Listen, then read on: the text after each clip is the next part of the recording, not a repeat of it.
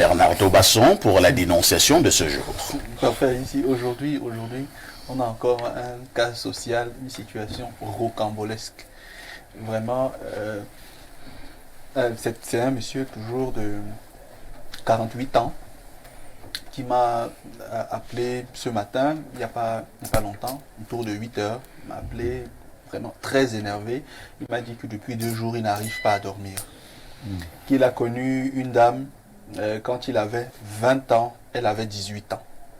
Ils se sont liés d'amitié, ils ont entretenu une relation amoureuse et il y a eu un enfant.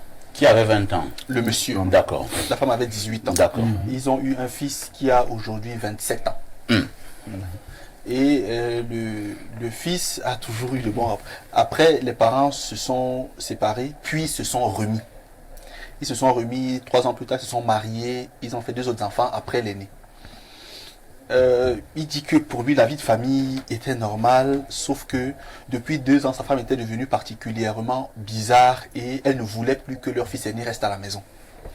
Elle disait que non, vraiment, tu commences à grandir, tu as déjà 25 ans, il faut partir d'ici. Le jeune homme disait que non, lui veut rester, surtout qu'il a un bon boulot dans une bonne boîte, ici à Yaoundé.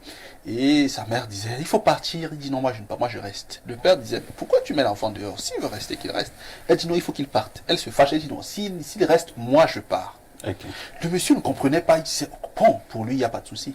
Sauf que, il y a de cela 2 jours, d'après ce qu'il me dit, parce qu'il m'a appelé ce matin, il y a de cela 2 jours, m'a-t-il dit, il est rentré chez lui comme ça à midi, parce qu'il rentre souvent pour manger à midi. Et quand la dame de ménage est là, bon, quand elle n'est pas là, quand elle est fatiguée, il appelle, si c'est pas encore prêt, il reste au bureau. Et il est rentré à midi, il entre dans sa chambre, il trouve une scène bizarre. Il ne croit pas, mais il voit son fils aîné en train de faire l'amour à sa mère. Mais dis ça, on va analyser quoi? On va analyser quoi si tu ne dis pas ça? Sa mère qui est son épouse. Il trouve le garçon de 27 ans en train de labourer sa maman. Oui. Le garçon de en 27 train de coucher avec sa maman. De labourer. Est-ce qu'on appelle ça coucher même encore? Je ne sais pas. Dans la chambre de son père. De son père, parfait, ici.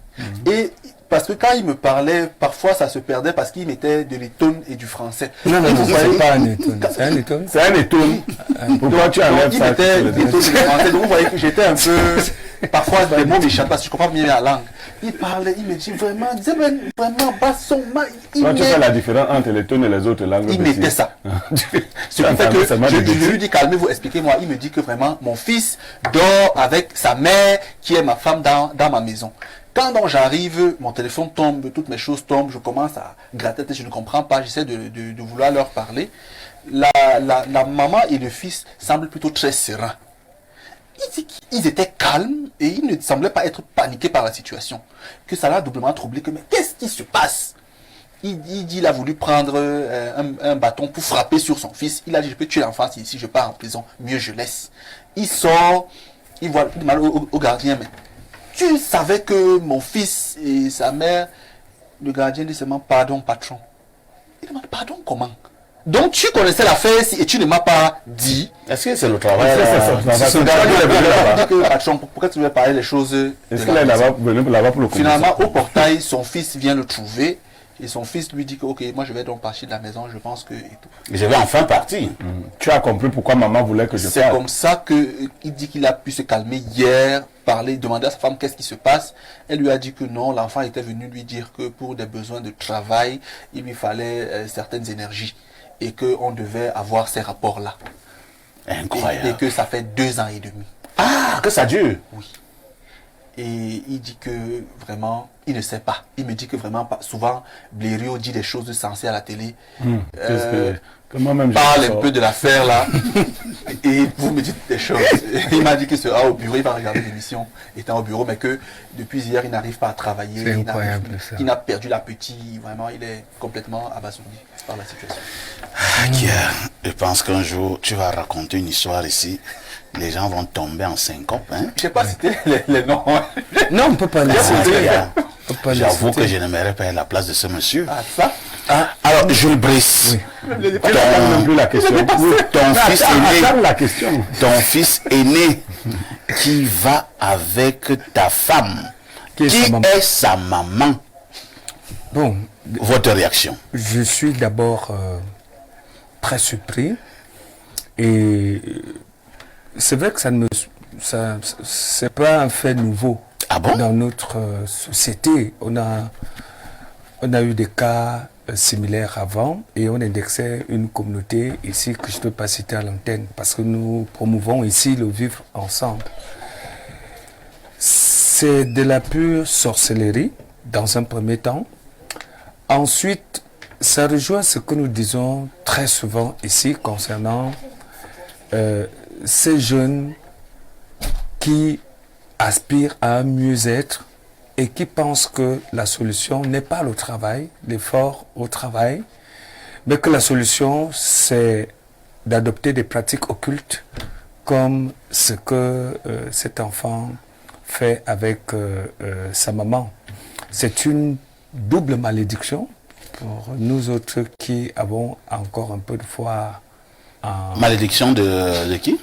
Non mais la maman a maudit son enfant. Comment ça? L'enfant ne devrait pas voir la nudité de ses parents. Mais l'enfant là est dans une bonne entreprise. Comment ça il est maudit? Laquelle? Il est dans une bonne entreprise, il est maudit. Non, il est maudit. Il est maudit parfait ici. Vous pensez que ce garçon peut vraiment aller avec une autre femme? Il ne peut plus constituer une famille normale, hein, parce que... Lui, il est marié. À sa maman. Donc, moi je pense qu'avant qu'on tire les conclusions, qu'il nécessite une certaine séance de délivrance pour les deux, parce qu'il y a là l'envoûtement, il y a un certain nombre de choses.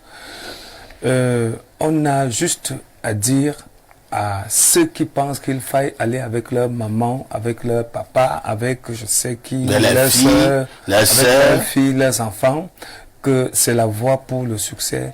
C'est un leurre. Une fois que vous allez avec un membre proche de votre famille, comme c'est le cas, vous êtes maudit à jamais. Vous êtes maudit à jamais. Et tout ce que vous aurez dans l'emploi suggéré, espéré ou acquis ne vous servira absolument à rien. À partir du moment où nous sommes tous appelés à mourir, à emprunter ces chemins. Très bien. Et lorsqu'on meurt, on n'emporte rien du tout. On comprend tout de suite que c'est un fait terrible. Et moi, je pense que ça ne devrait pas rester à ce niveau. S'il y a un procureur de la République qui nous écoute, je crois qu'il peut mobiliser un certain type de moyens de droit pour pouvoir mettre les deux là en difficulté. Parce que... Vous avez les preuves? Le monsieur est une preuve. Ces deux personnes le faisaient par la poste centrale. Hein? Bon, en tout cas... Ils vont dire que le monsieur l'a déliré. Le papa... Alors pour revenir, pour être à nouveau sérieux, Pierre Blériot, nous rions, mais c'est une situation quand même gravissime. Alors c'est toujours pour l'avoir, la gloire et le pouvoir, où on est maintenant obligé de labourer sa propre mère. Parfait, j'ai une sœur et amie qui m'a écrit après ma sagesse du jour pour me dire: Blériot, je crois que tu ne vas pas diluer tes valeurs pour t'adapter aux gens qui vivent avec toi.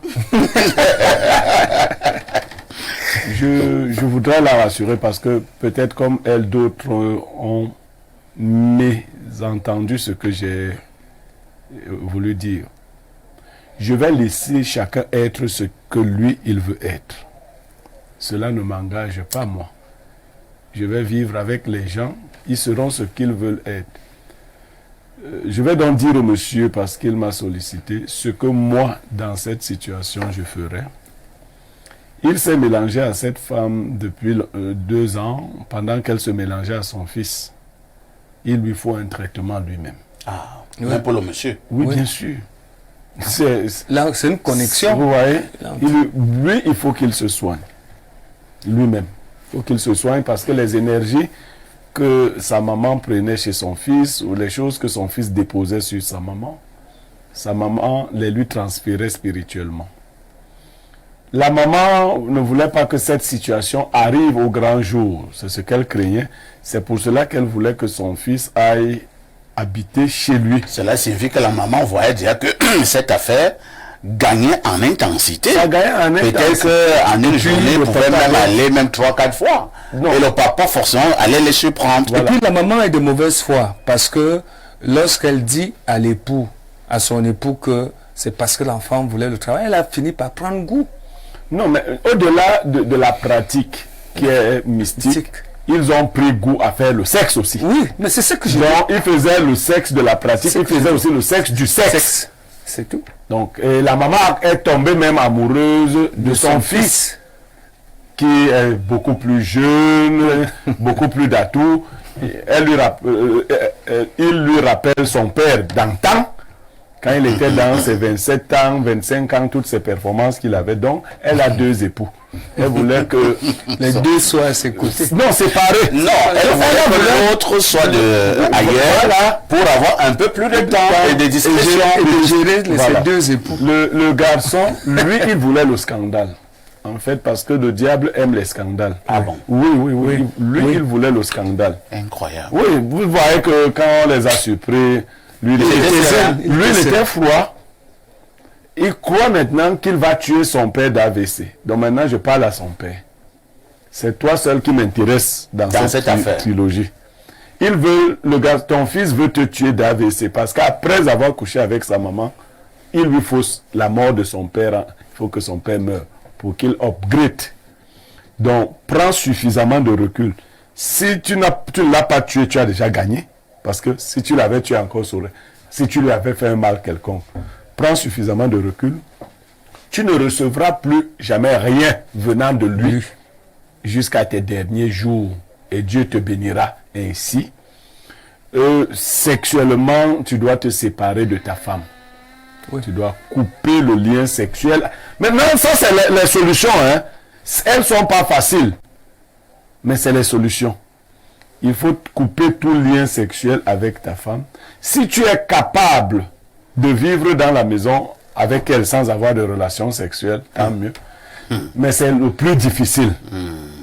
Sinon, tu ne peux pas la chasser de cette maison. Il faudra que toi, tu envisages de vivre ailleurs. Il faut laisser ce couple continuer parce qu'ils emporteront la peine. Donc ils vont continuer. Bien sûr, ils vont continuer. Les liens de sang. Bien sûr qu'ils vont continuer. Et ne te fais plus porte-parole de cette ignominie. Oui, ne continue pas de la raconter aux gens. Je ne sais pas combien de personnes tu as dit. C'est vrai qu'il est souvent difficile en de telles circonstances de se maîtriser. Mais ne continue pas d'être le porteur de l'ignominie parce que la parole nous dit il est bon que le scandale arrive, mais malheur à celui par qui le scandale arrive. Le scandale va arriver. Très bien. Joseph Zambo, situation donc scandaleuse au sein d'un couple. Le monsieur demande au conseil. Pensez-vous qu'on peut encore récupérer ce monsieur avec tout ce traumatisme qu'il a vécu?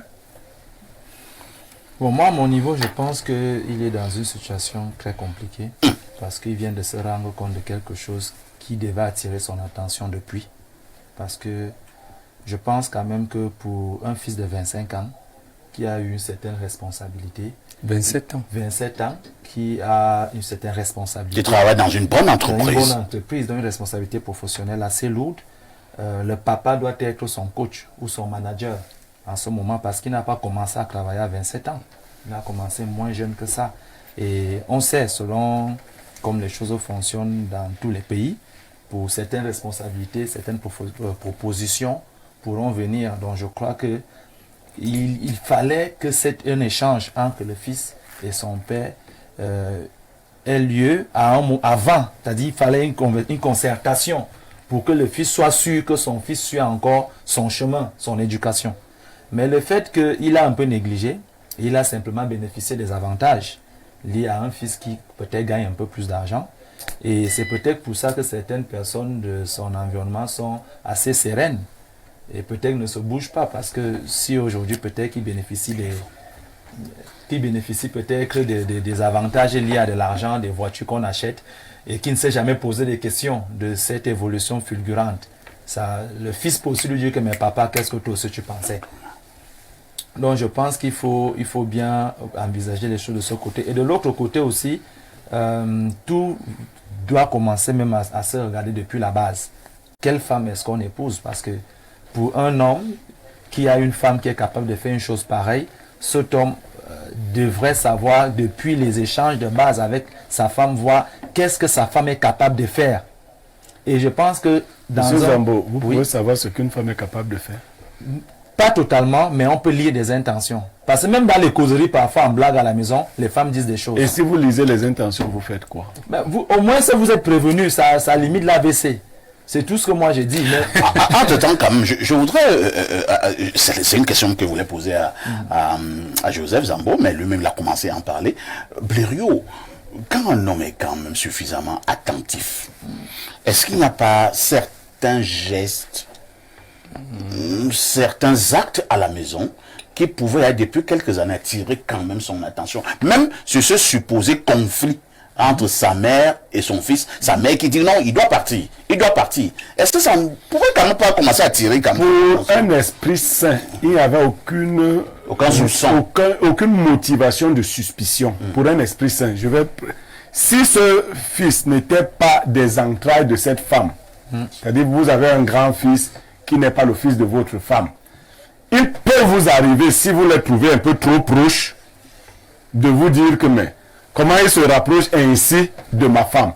Mais je vous assure, si le fils est l'enfant de votre femme, même si vous trouvez le fils dans la cuisine en train de tenir la tête de sa maman, de lui faire des bisous au cou, vous allez vous dire, si vous êtes un esprit sain, que c'est des câlins d'un fils à sa maman. Quand vous êtes un esprit sain, parce qu'il y a des gens qui sont tordus en dessous. Oui, parfois les gens Parfois les gens tordus voient les choses. Parce que ce qu'on appelle, j'ai dit à quelqu'un un jour, il me dit, il ne faut pas avoir les arrière-pensées. Je lui dis, quelquefois les arrière-pensées sont les avant-pensées. Ce qu'on croit que c'est en arrière.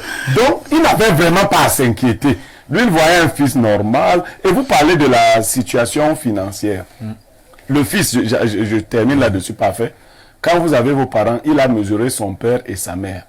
Il a compris que la personne qui était accessible à sa nouvelle moralité à lui, c'était sa maman. Son père, par exemple, mes enfants savent ce que je peux accepter et ce que je ne peux pas accepter. Mais peut-être que vos mamans peuvent accepter.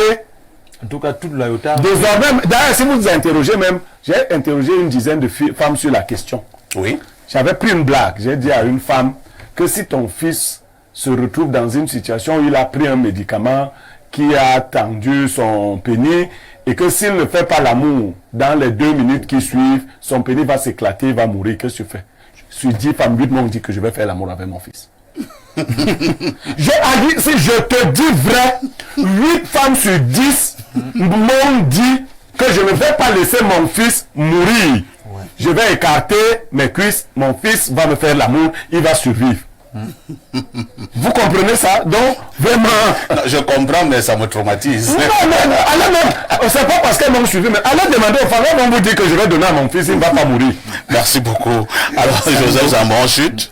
Oui, bon, en tout cas, ce que je voulais dire vers la fin, c'est que dans un couple, c'est un peu comme 2 soldats en guerre. Quand 2 soldats sont ensemble pour garder une maison, les 2 aussi se contrôlent.